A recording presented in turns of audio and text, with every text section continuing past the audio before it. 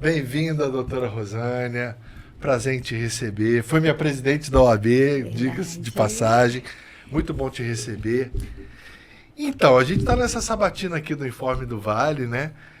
E diretamente falando com as pessoas que acompanham o Informe do Vale, quem é a doutora Rosânia? Conta pra gente. Eu conheço, mas as pessoas querem conhecer, se aprofundar um pouco mais. Meu amigo doutor José Antônio, mais conhecido como Zezé, né? Meu amigo íntimo e particular. Sempre um prazer estar com vocês. Prazer é todo nosso. Tá? Meu eterno companheiro de classe, né? Meu amigo do dia a dia. Muito obrigado pelo convite. Informe do Vale, né? Por estar abrindo esse espaço pra gente. Acho muito importante a gente estar conversando aqui com o nosso público. Quem é a doutora Rosânia? A doutora Rosânia é uma menina sonhadora. Eu acho que isso resume muito bem a doutora Rosânia. Filha de um maquinista, de uma mulher que era dona de casa, que de uma certa forma sofria vítimas, né, de uma violência psicológica, de uma violência material, porque meu pai é machista, culturalmente falando, e eu não culpo ele, até porque a cultura é isso, então não deixava ela trabalhar. E aí, por conta disso, minha mãe teve que aprender a fazer unha para ganhar um dinheirinho extra. Lavava roupa, e aí eu entregava as trouxinhas de roupa dela para ganhar um dinheirinho. Então eu venho de uma família humilde, eu não tenho sobrenome. Quando eu me candidatei à presidência da OAB em Vassouras, que é uma cidade tradicional, muitos advogados tradicionais que eu fui pedir voto perguntavam para mim, mas de que família que você é? E aí a gente percebe, né? A gente percebe o quanto é enraizado o peso de um sobrenome. Mas hoje eu sou Rosânia Figueira, ex-presidente, né? Atual presidente licenciada da OAB Vassouras, e que estou aqui concorrendo hoje a um cargo no nosso legislativo no município de Vassouras. Doutora Rosânia também é mãe, né? Mãe, exatamente. Mãe de uma menina linda que está fazendo faculdade de medicina com muito esforço. Esse boleto é pago com muito esforço. Mas a gente sempre quer dar para os filhos da gente aquilo que a gente não teve, né? Então, sou mãe solteira, né? Me separei do pai dela muito nova. E aí sempre trouxe a minha filha ali nas rédeas comigo, muito bem educada, não tem quem não goste dela. E tá aí hoje no 8º período de medicina. Tá, vamos deixa eu só pegar o gancho da OAB. A doutora foi presidente da OAB por quantos mandatos? Estou no meu segundo mandato. No segundo mandato, que teve que se licenciar em função da candidatura, né? Isso mesmo. Geralmente a OAB ela tem um foco muito para o advogado. O que o advogado precisa, a defesa do advogado. Mas o que a OAB fez para a comunidade? Assim, é uma pergunta bem capciosa, né? Ah, não é nada, mas, assim, não é nada. Mas assim, porque geralmente as classes elas são muito corporativas, verdade, né? Verdade. Mas o que a OAB fez para a comunidade? Aonde é que ela foi? Enfim, o que ela entregou? O que a doutora Rosânia, presidente da OAB, entregou para a comunidade? Vamos lá, Zezé. Assim que eu assumi a presidência da OAB, um dos meus compromissos, além de realmente contribuir, né, e defender a minha classe, foi trazer a OAB para perto da sociedade. Por quê? Porque o direito é uma ciência social. Então, a gente precisa estar inserido na sociedade. Então, imediatamente, ao assumir a presidência da OAB, eu comecei a estar dentro da sociedade. Como que eu fiz isso? Através de palestras em escolas, igrejas, associações de bairros, fui na delegacia, fui ao fórum. Por quê? Porque a gente precisava tirar a OAB do patamar aqui de cima, de inatingível, e colocar ela junto do lugar dela, que é junto da sociedade. E nessas andanças, alguma experiência te chamou a atenção? Muitas, Zezé, muitas. Primeiro que quando eu era recebida nas escolas, quando eu era recebida nas comunidades para dar palestras, todo mundo me olhava com um certo receio. Nossa, é a presidente da OAB. Porque tem um glamour, né? Falar que você é presidente, nossa, é a presidente da OAB. E aí eu sempre buscava ir, né, de tênis, né, com uma roupa bem mais acessível para que eles pudessem ver que eu era uma pessoa igual a eles. Só apenas com detalhe. Eu tinha um conhecimento a mais que eu queria tá passando para eles naquele momento. E me chamava muito a atenção que algumas pessoas vinham até mim e falavam assim, eu nunca pensei que ser advogado era isso. Para mim, advogado era uma coisa assim muito glamourosa, muito linda, maravilhosa. E eu falo, não, advogado é lindo, ser advogado é maravilhoso, mas também ser advogado é isso aqui, a gente está no chão da sociedade, é a gente poder dar a mão e defender os direitos da sociedade, é isso que é ser advogado de verdade. Olha, que experiência bacana, Foi né? muito bacana. E com criança também, adolescente. Sim. Aí tinha essa... Era palestra de quê? Quais são os temas mais... Eram vários temas. A gente trabalhava Estatuto da Criança e do Adolescente, aonde a gente fez até uma parceria com o curso da FAMIP, de Miguel Pereira, e aí os alunos do curso de Direito vinham com a gente, e a gente falava muito para eles sobre os direitos e os deveres da criança. E aí era muito interessante, porque eles têm uma noção, porque eles conhecem, né, o Estatuto da Criança e do Adolescente, conhecem perfeitamente. Olha. Só que aí a gente passava para eles a realidade, porque a lei é muito bonita no papel, Zezé, mas a realidade é totalmente diferente. Tem um documentário que eu gosto muito de passar e citar para eles, que se chama O Juízo, que é uma realidade do que acontece dentro dos abrigos, das casas de acolhimento, de atendimento desses menores infratores. E aí a gente mostrava para eles aquela realidade, porque às vezes eles acham, sou menor de idade, então eu posso fazer o que eu quiser que eu não vou ser preso. E na verdade não é. E não é assim que acontece. Então, assim, era muito importante porque virava a chavezinha na cabecinha deles, sabe? E a gente tinha um aluno do curso de Direito que ele era ex-infrator. E aí ele contava a experiência dele. E ele falou, olha, gente, se eu hoje estou aqui como estudante de Direito, vocês também podem. Então, era uma inspiração para eles essas palestras. E além da questão do Estatuto da Criança e do Adolescente, a gente falava sobre a violência doméstica, violência patrimonial, aquela época que a gente ficou sem água aqui da Rio Mais, né? Assim que a Rio Mais entrou, que a gente ficou sem água durante muito tempo, a gente fez uma palestra com eles e eu perguntava, a gente ficou sem água, né? Ficamos, e o que vocês fizeram? Eu fui pra internet, eu reclamei, eu falei, então, deixa eu explicar para vocês o que significa a água na vida da gente. A água é essencial, sem água a gente não sobrevive, a gente pode ficar sem luz, sem celular, sem uma comida, mas sem a água a gente não sobrevive. E sabe o que vocês poderiam ter feito? Vocês poderiam ter ido ao Ministério Público para fazer uma denúncia, para reclamar. Aí eles ficaram, é verdade, a gente não sabia disso. Eu acho que você chegou até a publicar você fez uma denúncia no Ministério Público. Fiz recentemente. Conta um pouquinho pra gente, essa denúncia, ela é em face da Rio Mais? Em face da Rio Mais. Então, assim, eu sou consumidora da cidade, né, e vítima da má prestação de serviço da Rio Mais aqui em nossa cidade. A minha rua ficou um caos, né? O meu bairro ficou um caos durante mais de um mês. Teve uma vez que eu não consegui abrir a minha garagem e tirar meu carro, porque eles simplesmente cortaram um buraco em frente à minha garagem, não tinha como sair. Então, assim, é falta de planejamento, é falta de respeito ao consumidor.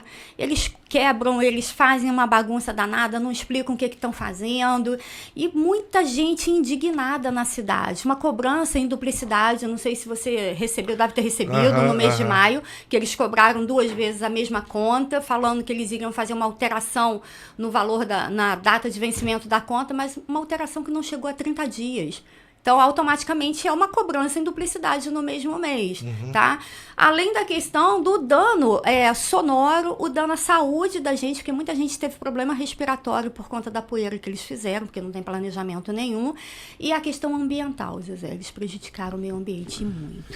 Esse tipo de ação, como essas que a doutora citou, fazendo as palestras, foi sem ter o cargo público de vereadora. Sim. E a gente tem inspirações na vida, né? Sim. Qual foi a sua inspiração? Quem foi o político ou a política que te inspirou a vir candidata a essa empreitada aí, que até afina a canela, como a gente estava conversando? O que você faria de diferente sendo vereadora? Zezé, assim, são 2 perguntas numa só. São 2 perguntas numa só, exatamente. Primeiro, assim, o porquê que eu resolvi me lançar candidata a vereadora no município. A virada de chave aconteceu quando a doutora Raquel Perrucci, que hoje está como vice-presidente da Pestalozzi em Vassouras, assim que a gente estava terminando a pandemia, eu observei que ela e o esposo dela ficavam muito na OAB. E Vassouras é cidade pequena, todo mundo se conhece. E eu falei assim, gente, quem são essas pessoas que estão todos os dias aqui na OAB? E aí eu fui me apresentar para ela e tudo, e ela me explicou que eles eram do Rio de Janeiro, tinham se mudado aqui para Vassouras, e que ela tinha um filho autista e que ela precisava ficar próximo da escola, que o menino dela estuda no Magali Saião, que ela precisava ficar próximo da escola, porque se o menino tivesse algum problema, era fácil de socorrer, que ela mora em Itacamozi. E aí, imediatamente, eu falei, gente, que tipo de presidente de OAB eu sou que eu não tenho uma comissão de pessoas com deficiência que lute pela causa do autismo? Aí conversei com ela, falei assim, você não quer engajar esse processo comigo? Porque, assim, você tem o direito de fala, eu tenho a sensibilidade, mas, assim, o lugar de fala é seu. Vamos montar uma comissão? Ela, vamos. Isso lá em 2020, Zezé. Começamos com a Comissão de Direito de Crianças Autistas, né, de pessoas autistas na cidade, e tomou uma proporção enorme. E aí ela sempre falava comigo, você tem que vir candidata a vereadora, porque o que você fez por mim, você tem que fazer por mais pessoas na cidade. E eu falei, não, eu quero ser amiga do rei, eu não quero ser rainha. Sempre coloquei isso para ela. E aí, dali em diante, né, muitas outras pessoas, vendo esse trabalho social que eu fazia na OAB, também falaram, eu acho que você tem perfil, se você estiver no poder público, você vai conseguir ampliar a sua relação de trabalho que você vem fazendo, porque você faz um trabalho interessante. Então, assim, se hoje, você não estando no poder público, você consegue fazer esse trabalho, se você estiver lá, você vai ajudar muito mais gente. E aí esse muito mais gente me deu o start. Falei, venho.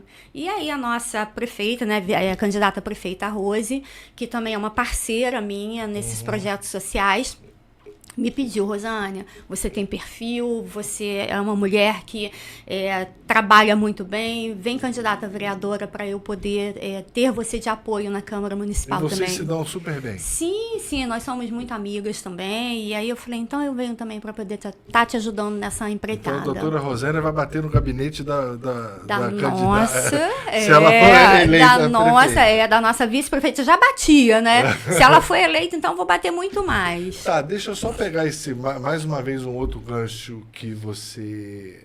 Pode chamar de você, Pode, né? Por favor. Que você colocou a questão da inclusão. Qual seria a sua bandeira enquanto vereadora, se eleita for? Então, vamos lá. As minhas bandeiras, né? Eu trabalho educação, porque eu acho que se a gente trabalhar educação, a gente consegue ampliar muito mais para que a gente tenha uma sociedade inclusiva, para que a gente tenha uma sociedade justa. Então, educação, inclusão e respeito e dignidade das mulheres. São as 3 bandeiras principais, né? Os pilares de sustentação do meu mandato. Tá, excelente. Doutora, eu vou até entrar um pouco nessa área jurídica, que é importante, mas dentro do âmbito administrativo. Ok. A gente sabe hoje que o Tribunal de Justiça tem processos digitalizados que dão celeridade, né? De certa forma, né? A prefeitura ainda tem processo físico. Inaceitável isso. É pegadinha isso, tá? É pegadinha, mas é importante a gente colocar. Às vezes o cidadão, ele entra com processo, às vezes por uma simples questão, mas ele tem que entrar com processo. E isso demanda tempo, vai irritando o cidadão. E dentro da esfera administrativa aquilo não corre. Verdade. Se não quiser responder, não precisa. Mas eu acho que é importante a gente colocar, já que a doutora é militante na área do direito. O que fazer para dar celeridade ao processo administrativo dentro da prefeitura? Primeira coisa que a gente precisa fazer, isso é uma coisa que eu já venho batendo há muito tempo aqui na Prefeitura de Vassouras, é a questão de informatizar os nossos processos administrativos, Zezé. Recentemente faleceu a irmã de um amigo meu, E uma simples guia de sepultamento, você tem que ir presencialmente, a pessoa preencher a guia para você pagar, aí você tem que descer, vai no banco, paga, para depois você voltar e tá entregando a guia lá, para depois ele gerar a guia de sepultamento para você levar até o cemitério. Então você imagina, no momento de dor, de sofrimento, você ter que passar por isso, sendo que bastava você entrar no sistema online, colocar os dados da certidão de óbito ali, gerar a guia, pagar e o próprio sistema reconhecer. Então hoje, se a gente quer ser uma cidade inclusiva realmente, a gente precisa entrar no mundo digital. Os processos administrativos, eles precisam ser digitalizados urgentemente, porque isso vai facilitar a vida de todo mundo, não só da população, mas até mesmo dos servidores do município.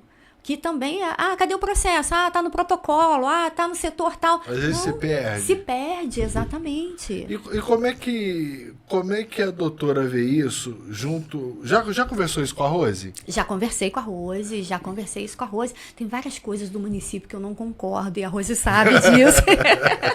E eu já falei com ela, falei assim, olha, você me trouxe, você falou que me quer ao seu lado. Então, assim, não serão tudo flores, né? A gente tem coisas aqui que a gente precisa melhorar. E ela sempre fala assim, Rô, eu quero isso, porque você tem um olhar diferenciado, então eu preciso que você traga para mim para que eu possa melhorar realmente. Então a gente vai estar trabalhando essa questão, ela está disposta a trabalhar a informatização dos processos. Uma outra coisa também que a gente precisa melhorar e rever aqui no município foi apurada, né, foi aprovada uma legislação ano de 2023 a respeito da licença, do auxílio-doença dos servidores do município. Essa lei é inconstitucional, não pode. A prefeitura ela tem meios próprios para poder estar trabalhando essa questão, Zé Antônio. Então a gente não pode vir com uma lei ordinária e estar tampando isso. Então é algo que a gente precisa estar revendo, porque os servidores do município estão sofrendo com isso. A gente não pode colocar todo mundo no mesmo pacote e julgar todo mundo por baixo, de jeito nenhum. Entendi. Doutora, eu acho que isso vai ser um grande avanço para a cidade. Sim. Não tenho dúvida disso. A gente que milita um pouquinho na área, a gente sabe como é penoso, tanto para o profissional quanto para o cidadão, principalmente o cidadão que estão nos distritos, né? Porque tudo se concentra aqui na prefeitura. Nas suas andanças, você tem andado bastante, né? A gente comentou aqui... Canela fina. Canela fina. O que você tem visto dentro da cidade e nos distritos? Qual a sua percepção e qual a sua avaliação? O que o povo precisa? Olha só, Zé Antônio, a gente anda muito, realmente, a gente escuta muito falar, e o governo do Severino foi um governo muito próximo da sociedade. Então, eu percebo que a Rose tem que continuar dentro dessa linha, né? Não se trancar dentro do gabinete e achar que os secretários vão fazer o trabalho dela. Não é assim que vai funcionar, tá? Então, ela continuar com essa portas abertas, né? O governo portas abertas é importante, porque a sociedade em si, os municípios, os distritos, ele se sente muito acolhido em saber que pode cercar a Rose na rua e falar com ela. Porque às vezes são demandas pequenas, mas que são importantes para a pessoa, e ela não tem a oportunidade de chegar e falar. E eu vejo um acolhimento muito, muito grande, eu vejo uma acessibilidade muito boa da Rose para com os munícipes aqui na cidade. E a doutora Rosânia vai ser de gabinete ou vai ser de rua? Doutora Rosânia é de rua. Doutora Rosânia é de rua. Não tem como ser de gabinete, entendeu? Eu já falei, a minha fantasia de advogada é só para quando eu for pro fórum. Doutora, mas tem como conciliar a advocacia com caso a doutora for eleita vereadora, tem como conciliar e trabalhar das duas formas? Acredito que sim. Doutora Rosânia, para a gente poder encerrar aqui nosso bate-papo, olha para cá, para a câmera aqui. O que a doutora falaria, tem o desejo de falar, abrir seu coração com o seu eleitor? Com as pessoas que estão indecisas. 2, e com aquele cidadão que votou e se arrependeu do voto. São três vertentes aí. o que a doutora falaria, né? Sim, Falaria para esse cidadão. Vamos lá. Como a gente fez aqui no nosso bate-papo, nós estamos aqui para poder fazer a diferença, fazer a mudança aqui em Vassouras. Hoje, eleger uma mulher para prefeita na cidade é um diferencial. Nós precisamos evoluir. E muita gente fala, eu votei no Severino e me arrependi. O Severino é o Severino. A Rose não tem o poder da caneta. Você precisa dar essa oportunidade, porque a Rose vai fazer o trabalho dela. Se você não ficar satisfeito com o trabalho da Rose, aí é diferente. Mas você não pode colocar na conta da Rose, de repente, alguns atos, né, ou erros que talvez o Severino tenha cometido. Então, a gente precisa dar essa oportunidade. A sociedade, a Rose, ela tem um olhar diferenciado, então a gente precisa disso. E colocar mulher na Câmara, gente. Hoje a gente tem uma Câmara do Legislativo extremamente masculina. Só tem homem lá. E são pequenos detalhes que a gente precisa pensar, que o homem não pensa. Acaba, não estou aqui falando, não votem nos homens. De maneira nenhuma, a gente tem homens aí que são competentes e que merecem ser eleitos, que merecem ser reeleitos. Mas a gente precisa mesclar. É o direito da igualdade, que é o que a gente prega. Quando a gente trabalha, né, em parceria, de igual para igual, né, uma prefeita mulher, um vereador, uma vereadora, a coisa flui de uma forma muito mais tranquila. Então, se vocês estiverem indecisos, manda um WhatsApp para mim, vamos bater um papo, vamos conversar, vamos marcar uma reunião. E se você não ficar convencido, aí tudo bem, mas assim, você tem que dar oportunidade, porque se você não der a oportunidade de ouvir a gente, você não pode simplesmente ir no ouvido do que os outros estão falando, porque é muito ruim quando a gente vai na ideia dos outros. E hoje, uma das coisas também que me motivou a estar aqui é porque eu me sinto culpada e responsável pela política nacional. Antigamente eu falava, eu não quero me envolver em política, eu não gosto de política. Então hoje eu tenho a oportunidade de fazer a diferença. E você, eleitor, pode fazer a diferença com seu voto. Doutora Rosânia, muito obrigada pelo bate-papo. Foi excelente. Doutora Rosânia, 55. Não entendi. 11. Aqui, doutora. 11555. Dia 6 de outubro. 11555. Muito obrigado pela presença. Boa sorte e fica com Deus. Amém.